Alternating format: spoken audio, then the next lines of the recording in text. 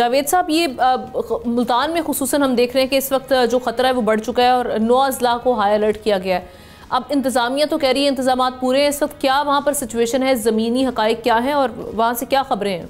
अगर इंतजामात के हवाले से बात की जाए तो ज़िला हुकूमत की जानिब से जो इंतजामात हैं वो 30 से ज़ायद फ्लड रिलीफ कैंप कायम किए गए हैं। इसके साथ साथ जो 138 से ज़ायद मवाजियात बताए जा रहे हैं कि जो सैलाब की जद में आने हैं और वहाँ पर जो लोग रहते हैं उनकी तादाद 3.5 लाख से ज़ायद है।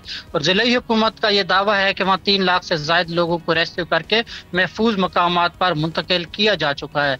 अगर मैं यहाँ दरिया चनाब में मुल्तान के मकामात की अगर आपको सूरत हाल बताऊँ तो दरिया चनाब में जो सबसे पहले मुल्तान के हदूद में पानी दाखिल होता है वो बंदबोसन की साइड से दाखिल होता है और ये पानी जो है हेड मोहम्मद वाला पर आता है। हेड मोहम्मद वाला से ये होता है शेर शाह और आगे शुजाबाद और जलालपुर की तरफ चला जाता है।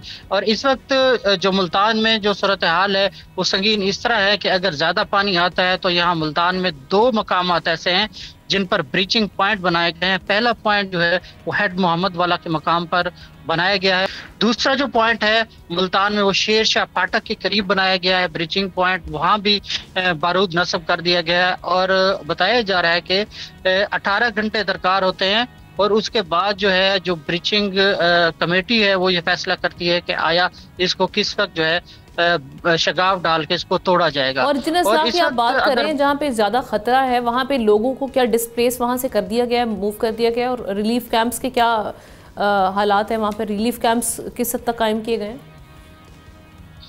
जी बिल्कुल, ये ज़िले हुकूमत की जानिब से 30 से ज़ायद रिलीफ कैंप कायम किए गए हैं और ये जो हेड मोहम्मद वाला से लेके शुजाबाद शेरशाह तक का इलाका है ये दरियाई इलाका है और यहाँ बड़ी तादाद में लोग यहाँ पर बैठे होते हैं। ये दरिया का बेड भी आप इसे कह सकते हैं कि यहाँ पर मुकीम है लोग और उनको इनखला के लिए कोशिशें की जा रही हैं। बहुत शुक्रिया जावेद अंबर साहब। बेशक हम ही मुश्किल सूरत हाल है लेकिन शहरियों को ये सोचना होगा कि उनकी जो जिंदगियां हैं उसको ख़तरे में डालकर आप इस तरह के मामलात को नहीं हैंडल कर पाएंगे।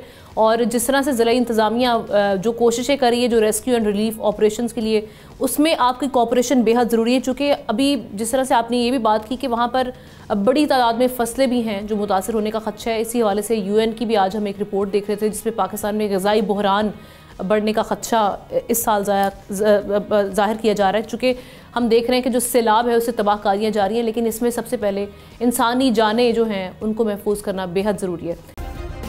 सब्सक्राइब करें और बेल दबाएं ताकि कोई खबर रह न जाए।